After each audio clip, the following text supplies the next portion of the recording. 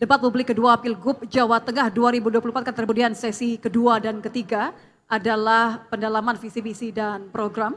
Kita akan langsung mulai sesi ini dengan calon gubernur nomor urut 1. Langsung saja kami persilakan untuk silakan, calon gubernur Bapak. Nomor urut 1 untuk mengambil di fishbowl A dan diperlihatkan nomornya ke publik.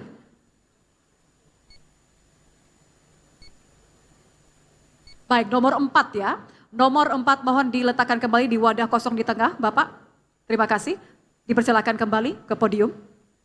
Paslon nomor urut 1 mendapatkan bola nomor 4. Saya akan ambil. Amplop nomor 4 masih tersegel. Ini menandakan kerahasiaan masih terjaga. Saya akan buka. Pertanyaan yang telah dirancang oleh panelis tentang investasi, perindustrian, UMKM, dan pemberdayaan desa. Mohon disimak karena saya hanya akan bacakan pertanyaan satu kali saja tanpa diulang. Di Jawa Tengah, kesenjangan ekonomi antara pedesaan dan perkotaan masih sangat lebar. Sementara itu potensi ekonomi kreatif dan digital belum dimanfaatkan secara optimal di pedesaan.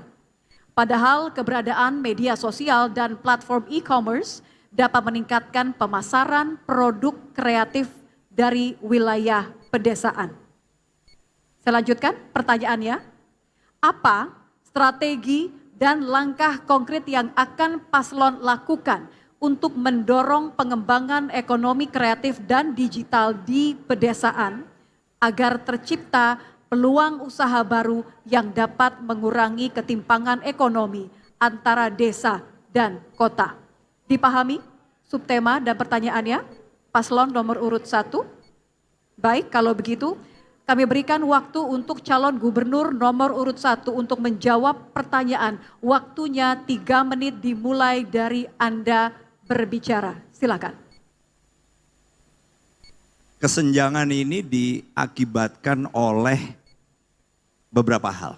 Yang pertama adalah ketersediaan koneksi internet. Khususnya di desa-desa. Catatan kami menunjukkan bahwa saat ini koneksi internet itu belum tergelar di seluruh desa. Jumlah desa di Jawa Tengah 7.810 dan masih banyak kekurangan. Kami punya komitmen untuk bisa menggelar koneksi internet ini di seluruh desa. Minimal 1.1 desa. Nah berarti kita akan menyiapkan anggaran untuk memastikan seluruh desa ini bisa terkoneksi. Ada yang sudah terhubung dengan fiber optik misalnya, sehingga lebih murah, lebih mudah. Juga ada yang tercover oleh BTS, tetapi ada juga yang belum bisa menggunakan fiber optik maupun BTS. Dan ini karena teknologi saat ini sudah memungkinkan, sudah hadir, kita bisa menghadirkannya dengan menggunakan SATCOM atau satelit komunikasi yang menurunkan koneksi internet. Dari sini kemudian awal dari segalanya. Yang kedua adalah bagaimana SDM masyarakat kita di desa, bahkan internet saja mungkin baru akan memahami. Belum lagi mungkin mereka apakah punya handphone atau bahkan tablet untuk bisa memanfaatkan koneksi internet.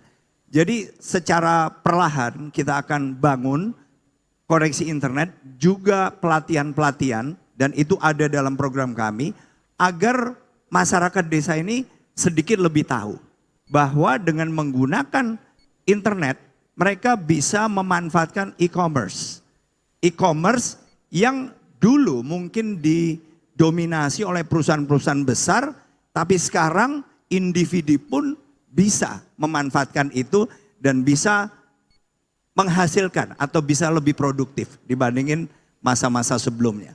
Jadi SDM, kemudian penyiapan koneksi internet di seluruh wilayah, di seluruh desa, dan tentunya juga bagaimana kita men-encourage badan-badan usaha, perusahaan-perusahaan untuk bisa memanfaatkan. Karena apa? Karena kerjasama ini untuk memanfaatkan e-commerce ini kan belum tentu harus ditangani oleh satu badan usaha atau satu perusahaan saja. Mereka bisa melakukan outsourcing Misalnya mereka bisa mendapatkan supply dari desa-desa dengan menggunakan e-commerce itu. Jadi intinya kita akan memperpendek kesenjangan itu dengan cara membuat mereka lebih aware dan lebih melek terhadap ICT. Terima kasih. Baik.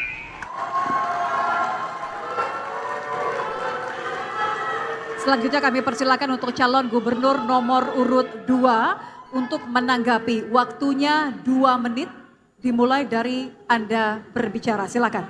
Baik, terima kasih saudara moderator. Titik beratnya tadi adalah terkait dengan ekonomi kreatif. Kita tahu bahwa di dunia ini telah mencatat 2 kota kreatif. Yang pertama adalah Pekalongan dan yang kedua adalah Solo. Ini yang mendasari bahwa ekonomi kreatif harus kita tegaskan. Di Jawa Tengah ada 3 hal yang menurutkan terkait dengan ekonomi kreatif, yaitu kuliner, fashion, dan kriya. Oleh karena itu, untuk mengangkat ekonomi kreatif, kita berangkatnya adalah dari desa. Kemudian apa yang kita lakukan? Di Jawa Tengah generasi Z hampir 50,2%. Sehingga saya jamin anak-anak generasi Z, anak muda, saya berikan ngopeni anak muda dengan kartu zilenial. Untuk apa? Kartu ini dimanfaatkan adalah memberikan kesempatan bagi anak-anak muda kita untuk berkreatif. Dengan jalan apa? Bahwa dengan punya kartu ini, rekan-rekan zilenial bisa melakukan kursus, kemudian melakukan kegiatan yang didampingi oleh kepala dinas.